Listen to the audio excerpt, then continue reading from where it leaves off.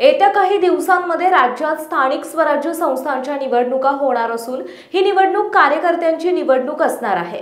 शिवसैनिकांनी गाफील न राहता आगामी निवडणुकांसाठी सज्ज राहावे असे आवाहन शिवसेना समन्वयक तथा माजी आमदार डॉक्टर राजन साळवी यांनी केले आहे।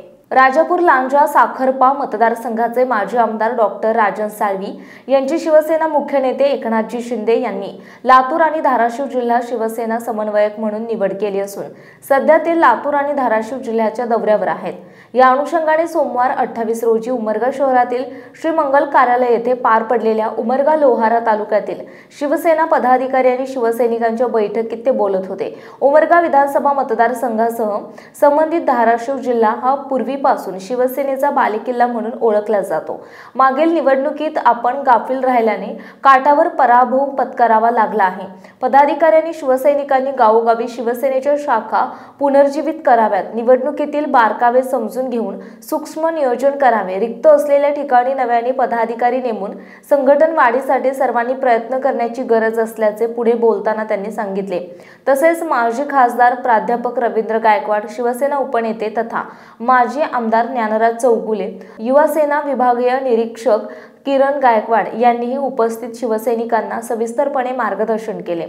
सहसंपर्क प्रमुख भगवान देवकाते, युवती सेना निरीक्षक ॲडव्होकेट आकांक्षा चौगुले, जिल्हा प्रमुख मोहन पणुरे यांच्या या प्रसंगी प्रमुख उपस्थिती होती। या कार्यक्रमात भगवान देवकाते यांची धाराशिव जिल्हा सहसंपर्क प्रमुखपदी आणि डॉक्टर फरीद अत्तार यांची शिवसेना डॉक्टर सेलच्या मराठवाडा विस्तारक तथा उमरगा तालुका प्रमुख पदावर निवड झाल्याबद्दल मान्यवरांच्या हस्ते त्यांचा सत्कार करण्यात आला।